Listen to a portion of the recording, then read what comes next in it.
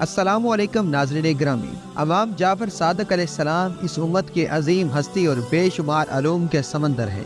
امام جعفر ہی کے تعلیمات اور علمی فیض سے تفہیمی شریعت اور معاملات کی دولت اس امت کو ملے گی۔ امام کا علم صرف فقہ حدیث اور علم کام تک ہی محدود نہیں، بلکہ فزکس، کیمیاء، طب اور بے شمار جدید علوم کی ابتدا بھی آپ ہی سے ہوئی ہے۔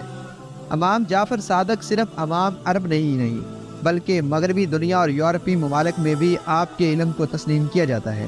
آپ کی لکھی ہوئی کتابوں کو اپنی زبان میں ترجمہ کر کے جدید سائنس کی بنیاد رکھی گئی۔ آج دنیا جس سائنس اور ٹیکنالوجی کی بنیادوں پر خلاؤں کو تفسیر کر رہی ہے، اس کی بنیاد نبی کریم حضرت محمد صلی اللہ علیہ وسلم کے اسی فرزند نے دنیا کے سامنے لایا تھا۔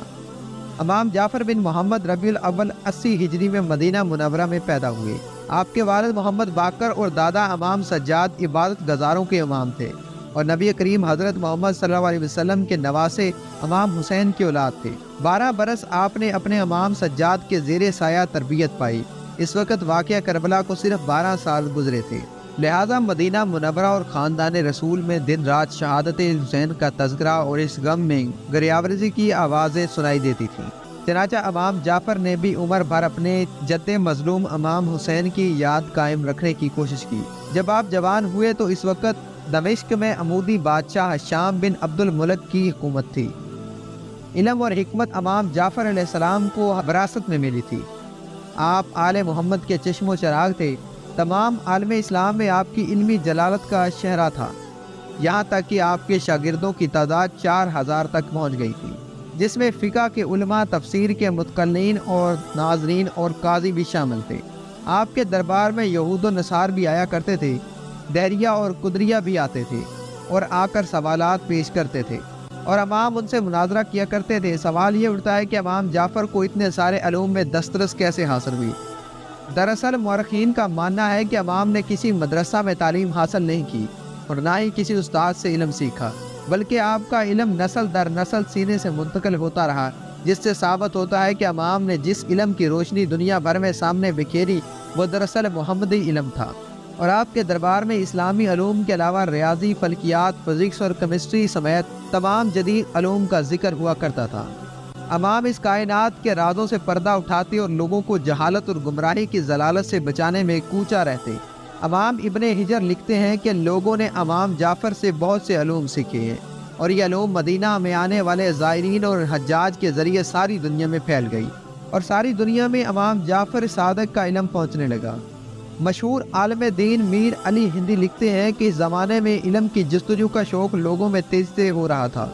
فلسفیانہ گفتگو ہر جگہ رائج ہو چکی تھی۔ قابل ذکر بات یہ ہے کہ اس علمی تحریک کا امام جس کے ہاتھوں میں تمام علم کی چابیاں تھیں وہ مدینہ میں تھا، اور وہ امام علی کا پوتا تھا جس کا نام جعفر صادق تھا۔ وہ اس دور کا مفکر اور محقق تھا اور ہر علوم پر مہارت رکھتا تھا۔ اہل سنت کے دو بڑے امام ابو حنیفہ اور امام مالک نے کئی سال امام جعفر کی خدمت میں گزارے اور آپ سے علم حاصل کیا، جس سے فقہ کی دو بڑی مکتب کی بنیاد پڑی، اور اس ترقی یافتہ دنیا میں ہوا میں اڑتے جہاز، خلا میں مدلاتے سفینوں سے لے کر سمندر میں تیرتی کشتیاں، جگمگاتے شہر کی روشنیاں، مشینیں اور دوائیاں، غرض ہر چیز علم کیمیا کی دین ہے، اور اس کیمیا کی بنیاد امام جعفر علیہ السلام کے شاگرد خاص جابر بن حیان ترنوسی نے رکھی، جنہیں فادر آف کیمسٹری کے لقب سے جانا جاتا ہے۔ جابر بن حیان کے قریب 500 کتابیں صرف علم کیمیا پر لکھیں، جنہیں آج بھی یورپ کی یونیورسٹیوں میں پڑھایا جاتا ہے، اور اسی طرح مشہور ہے کہ برطانیہ کا سائنسسٹ جوزف پرسنالٹی نے سب سے پہلے آکسیجن کا انکشاف کیا تھا، جبکہ اس سے ہزاروں سال پہلے اس حقیقت سے سب سے پہلے امام جعفر نے پردہ اٹھایا اور بتایا تھا کہ ہوا عنصر بسیط نہیں بلکہ مختلف عناصر کا مرکب ہے، جس میں سے بعض اجزاء ہر زندہ موجود کے سانس لینے میں مدد کرتی ہیں۔ انہیں کاس نور یعنی ریفلیکشن آف لائٹ کے متعلق سب سے پہلے امام جعفر نے فلسفہ پیش کیا تھا۔ ریفلیکشن آف لائٹ کے متعلق امام کے بعد میں صلیبی جنگیوں کے دوران یہ نظریہ یورپ پہنچا اور 11ویں صدی میں روجر بیکن نے اس پر بہت تحقیق کی اور ٹیلیسکوپ کی ایجاد کر ڈالی۔ امام نے حشام الخزق سے مناظرہ کے دوران یہ فرمایا تھا کہ زمین گول ہے جو اپنے گرد چکر لگاتی ہے اور دن و رات اس حرکت کے سبب ہوتا ہے، آنکھ سورج کی۔ ابن ماسویہ، ابو الحقان اور بہت سارے مشہور طبیب نے امام سے علم حاصل کر کے طب پر انسائکلوپیڈیا تیار کیا۔ شوال 148 ہجری کی منصور عباسی خلیفہ کے دور میں جب ملک کویت نے ہر طرف ظلم و بربریت مچا رکھی تھی اور کلمہ حق کہنا مشکل ہو گیا تھا، اس فتنے کے دور میں امام جعفر نے باطل کے آگے سر جھکانے سے انکار کر دیا، جس کے نتیجے میں آپ کو شہید کر دیا گیا۔ آج آپ کی قبر مبارک البقی قبرستان میں سیدہ فاطمہ اور امام حسن زین العابدین اور امام باقر کے پہلو میں واقع ہے۔ اسٹارفرگ یونیورسٹی میں 25 مغربی محققین نے امام جعفر علیہ السلام کی علمی اور سائنسی خدمات پر ایک مکالمہ مرتب کیا ہے جو سپر مین ان اسلام کے عنوان کے تحت شائع ہوا، اور اس مکالمہ میں ان دریافتوں کا احاطہ کیا گیا ہے جن کی بنیادیں امام کے ارشادات اور اقوال سے ملے۔